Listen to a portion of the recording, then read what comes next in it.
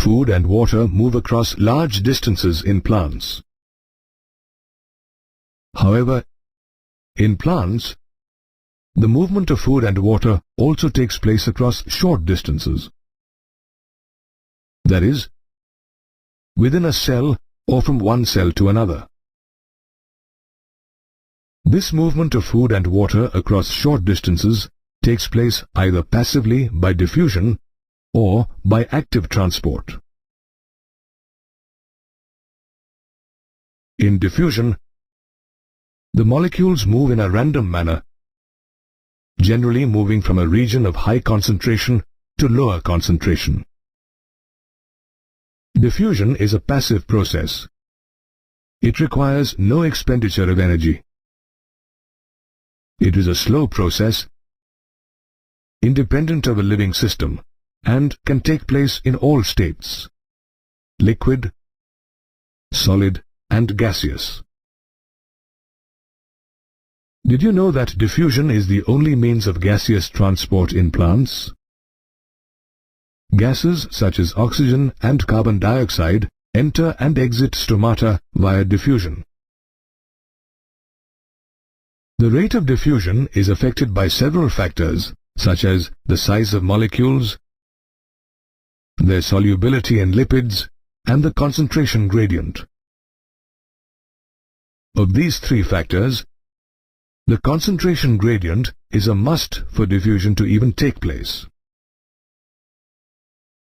As for size, the bigger the molecules, the slower the rate of diffusion. And since all membranes are made up of lipids, lipid-soluble substances diffuse faster.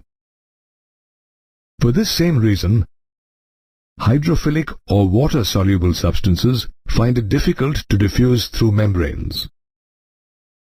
In addition to their existing concentration gradient, diffusion of such hydrophilic substances has to be facilitated by special proteins called transport proteins. This type of diffusion, facilitated by proteins without any energy expenditure, is referred to as facilitated transport. The rate of transport in facilitated diffusion is maximum when all transport proteins are used or saturated. Facilitated diffusion has an advantage in that it allows cells to select substances for diffusion. It is, however, sensitive to inhibitor molecules that react with side chains of the transport proteins. Proteins are responsible for creating channels in the membrane, which allows molecules to pass through them. Some of these channels are large enough to allow a variety of molecules to cross over. Some of these channels are always open, while others are controlled. Some transport proteins, called porins, form pores in the outer membranes of cell organelles, such as plastids or mitochondria, to allow molecules of the size of small proteins to pass through. When a molecule binds itself to a porin, it rotates to release the molecules inside the cell. The water channels are made up of 8 different kinds of aquaporins. Some transport proteins allow diffusion if 2 different types of molecules are required to be transported. Based on direction, transport of molecules can be differentiated into 3 types: symport, antiport, and uniport.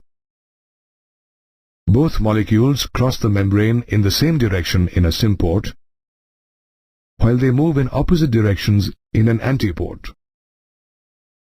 In uniport, as the name suggests, a single molecule diffuses across a membrane independent of other molecules.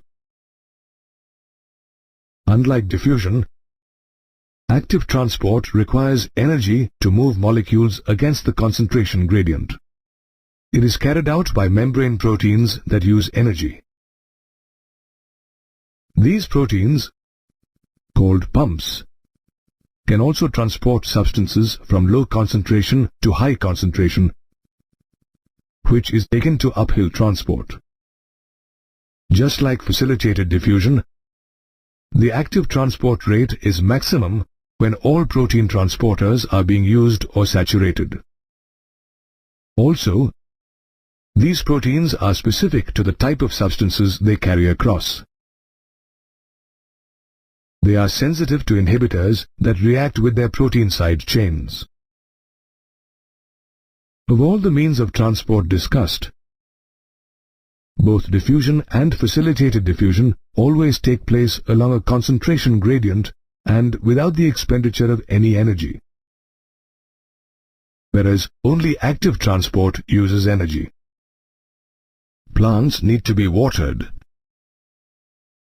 However, have you ever wondered how seeds absorb water in the first place? Seeds absorb water by a special type of diffusion called imbibition, where solids absorb water, causing an increase in their volume. Imbibition is a special type of diffusion where, once again, water movement is along a concentration gradient.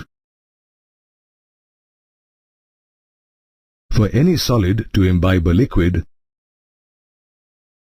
it must have an affinity for the liquid. Also, the water potential gradient between the absorbent, that is the solid, and the liquid imbibed is essential for imbibition. The water potential gradient comprises two main components, solute potential and pressure potential. To understand the concept of water potential, we must take into account that water molecules possess kinetic energy. They are in rapid and constant motion in both liquid and gaseous form. The greater the concentration of water, the greater its kinetic energy. As a result, it has greater water potential. Water potential is denoted by the Greek symbol psi. It is expressed in pressure units as Pascal or PA. The water potential of pure water at standard temperature and pressure is taken as 0. If a solute is dissolved in pure water, the solution has fewer free water molecules. This decreases its water concentration, resulting in decreased water potential. Therefore, we can easily conclude that pure water has the greatest possible water potential, whereas the water potential of all solutions is less than that of pure water. The magnitude of the lowering of water potential due to the addition of solutes is called solute potential. Solute potential is represented by the letter psi s, and it is always negative. Solute potential becomes increasingly negative with the addition of solutes. When two solutions come into contact, water molecules from the system with higher energy will move to the one with lower energy. That is, movement will take place from the solution with higher water potential to the one with lower water potential. For a solution at atmospheric pressure, its water potential is equal to its solute potential. But if pressure greater than atmospheric pressure is applied to pure water or a solution, it results in an increase in water potential. When water enters a plant cell due to diffusion, it builds up pressure against the cell wall, causing the cell to become turgid. This pressure that is applied by the protoplasm against the cell wall is called pressure potential. Pressure potential, which is denoted by psi p, is usually positive. However, negative pressure potential is critical to water transport up the stem via xylem cells. Hence, it can be stated that the water potential of a cell is a combination of its solute potential and pressure potential. A plant cell is bounded by a cell wall and a cell membrane. It also contains a large central vacuole. This vacuole contains a vacuolar sap that contributes to the solute potential of the plant cell. While the cell wall is freely permeable to water and other substances, allowing them free movement, the cell membrane, on the other hand, is a semi-permeable membrane. The cell membrane, together with the vacuolar membrane, which is also called tonoplast, determines the movement of molecules in and out of the plant cell.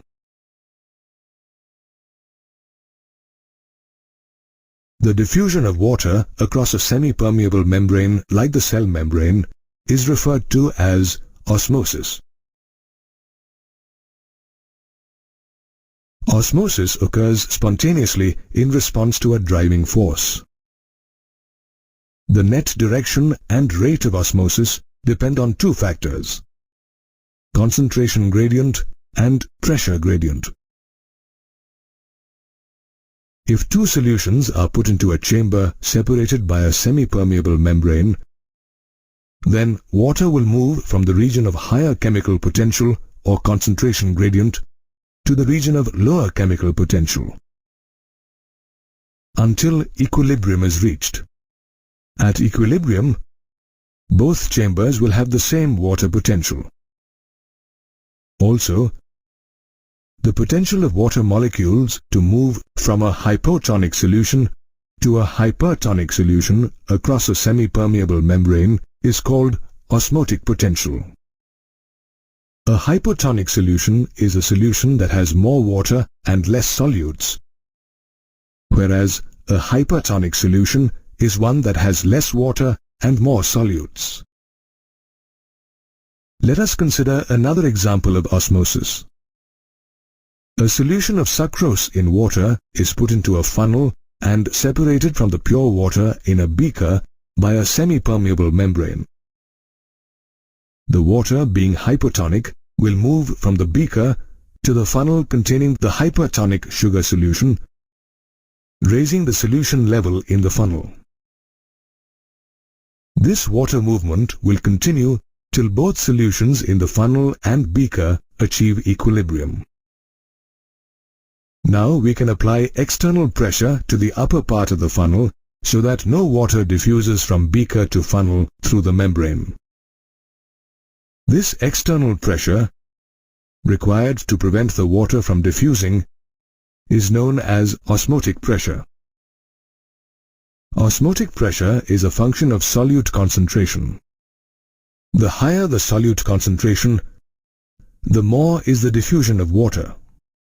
Therefore, more osmotic pressure will be required to stop the entry of water molecules into the solution. The water potential is equal to its solute potential for a solution that is at atmospheric pressure. Unlike osmotic potential, which is negative, osmotic pressure is a positive pressure. However, numerically, osmotic pressure is equal to osmotic potential, only their signs differ. Osmosis, therefore, plays an important role in water movement in the plant cell. Movement of water in and out of a plant cell is essential to a plant's existence. The plant cell wall can either shrink or become turgid in response to the movement of water. It is the surrounding solution of the cell that decides the direction in which water flows. The surrounding solution can be categorized into three types: isotonic, hypotonic, and hypertonic. When the concentration of the external solution is the same as that of the cell cytoplasm, the solution is said to be isotonic. Such a solution balances the osmotic pressure of the cell cytoplasm. If the concentration of the external solution is lower than that of the cytoplasm, it is said to be hypotonic. On the other hand, if the external solution is more concentrated, that is, it has more solutes, it is said to be hypertonic. If a plant cell is placed in a hypertonic solution, water moves out of the cell due to osmosis. The cell membrane shrinks away from the cell wall with this outward movement of water. This phenomenon is called plasmolysis, while the cell is said to be plasmolyzed. In plasmolysis, water first moves out of the cytoplasm and then the vacuole. This movement of water takes place from a cell which has higher water potential to an area outside the cell that has lower water potential. However, plasmolysis is a reversible process.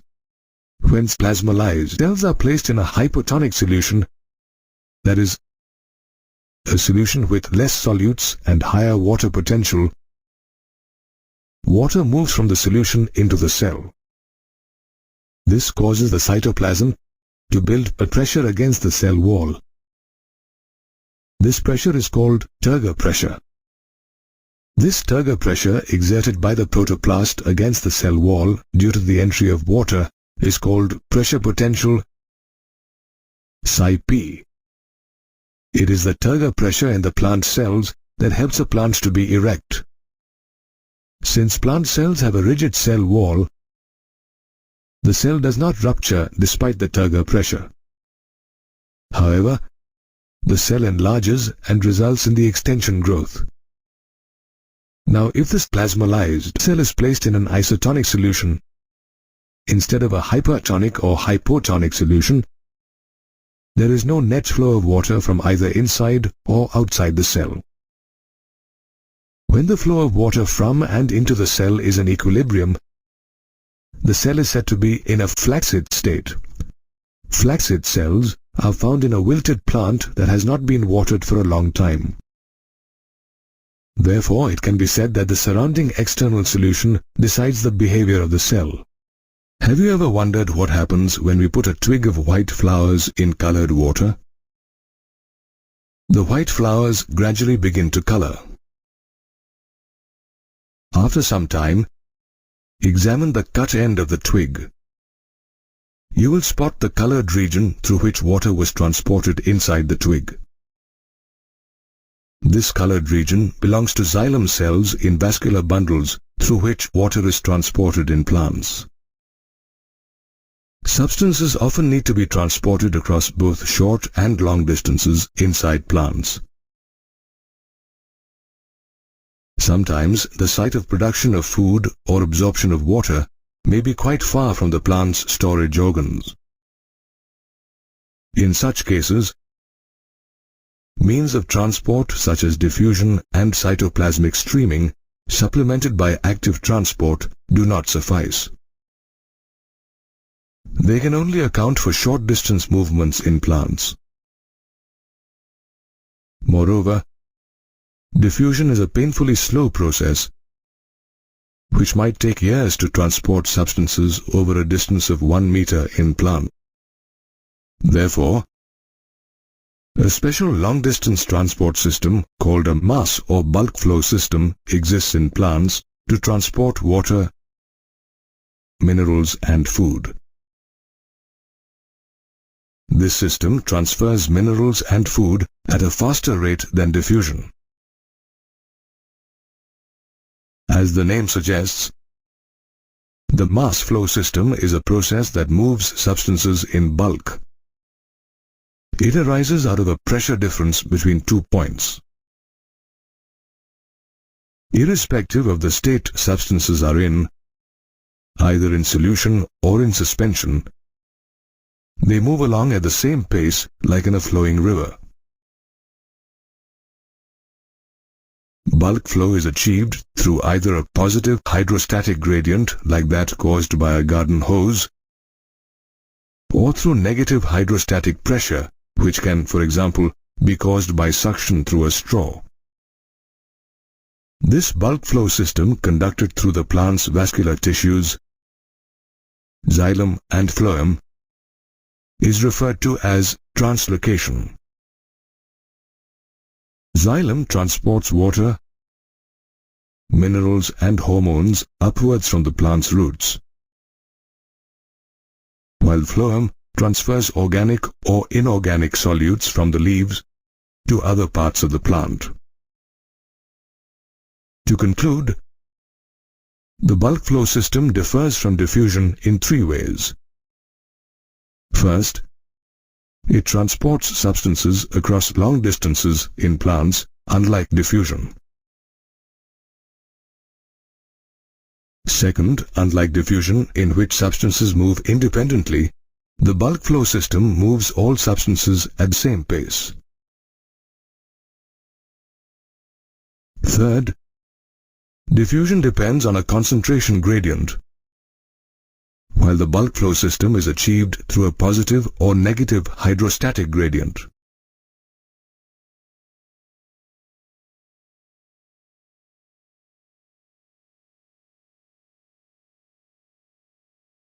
Therefore, long-distance travel in plants is carried out by a bulk flow system in the plant's vascular bundles consisting of xylem and phloem.